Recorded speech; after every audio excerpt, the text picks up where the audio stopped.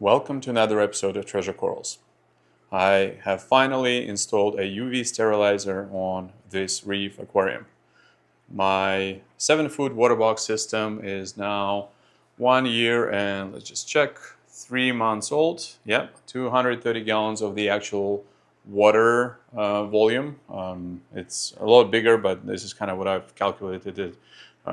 Minus the rock and coral and all the extra space.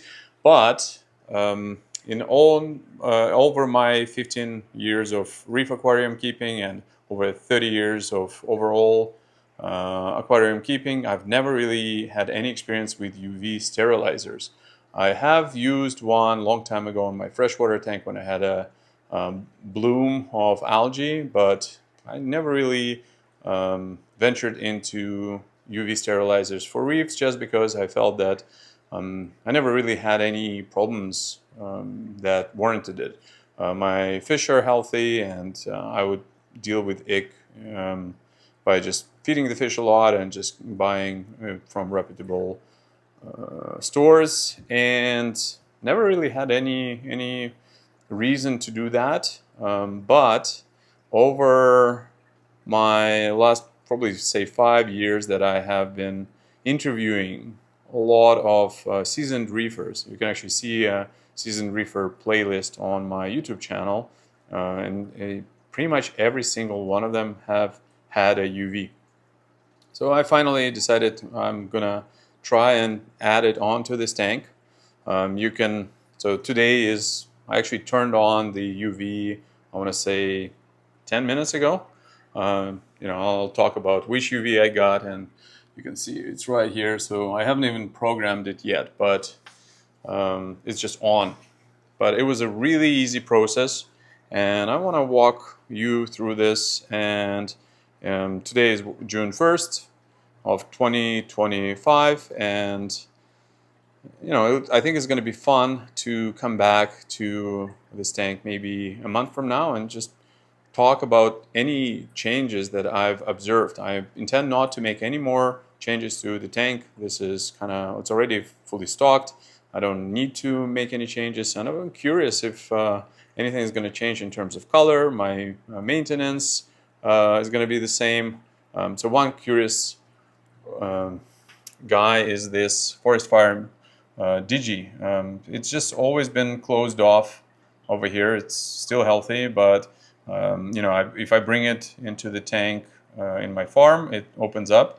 But here it's been closed off, and I'm just curious. Maybe it doesn't like something in the water. I don't really know, but we will know probably in a month or so. So I've asked a lot of my friends for advice, and everybody unanimously said that Aqua UV is what you want to get.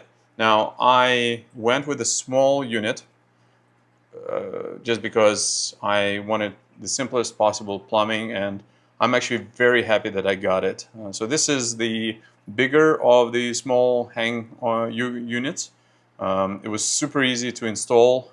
Luckily, I had all the plumbing. I didn't even have to go to the store, which is always a plus. And what I had to do is just take the part from my water box, which is this manifold over there. I've plugged it in. You can see a little hose, and then I have put it all the way over here in the back behind my kalkwasser, right over here. So you can actually see it lit up. So it's super easy. There's one hose. No extra pumps, nothing, and it has been running, like I said, about 10 minutes. This is my trusty AquaViz that I have been relying on for all of my alk, and it has been exceptional, I must say. So, but that's a whole other video topic. So, kind of coming back. Sorry, I digress. So UV has been running. It was super easy. I can control the flow. So I kind of put it in midway, because this way the flow is just enough where I don't hear it. If I crank up the flow a little bit more. See, I start hearing the sound. So I'm just gonna go and close it off to just enough where I don't see any splashing, because I don't wanna. I want the tank to be silent as much as it's possibly, as much as it's possible. And I'm really curious to see what will be the changes. I guess a lot of folks have been using UV lately in the past 10 years, and people seem to like it. Some people say that it will affect the polyp extension. Maybe, maybe not. But until I will try it, I will not know. Now, speaking of polyp extension, my tank here is, I want to say, does not have the same polyp extension as my farm. I did a whole video about my polyp extension and how I was chasing it and how I got my results. And it's the same water, same husbandry, but I have not, like I said, been paying as much attention to this aquarium. This is kind of my easy cruise control tank. But corals are looking good. You can see some corals have crazy polyp extension, but it's also kind of just the corals that always gravitate to having them. This guy is one of my absolute favorites. This is the Autumn Blaze. It's just insane. It's always super, super hairy. Definitely underrated. Super fast grower, and just look at that polyp extension in general. But, you know, this is the Pink Caddy. I don't see any polyp extension on this guy. Now, keep in mind, I have two of angels, and those guys are, as you can see, always back at things. So probably that's the reason why I am not having polyp extension out, but who knows? And I'm really excited to try out the UV and just be able to talk about it and document it. Fish are doing great, so I'm not doing it just for that. Look at how healthy everybody is. There's no, even if there is ick in the system, I haven't introduced a single fish in ages, and as long as the fish are healthy, you know, they won't have an outbreak of ick. I gotta feed my fish more, and that's actually one of the reasons I have installed the the UV, just so that I can feed more and worry less about, I guess, the nutrients, and just kind of maybe crank up the light a little bit more and have the corals really go at it.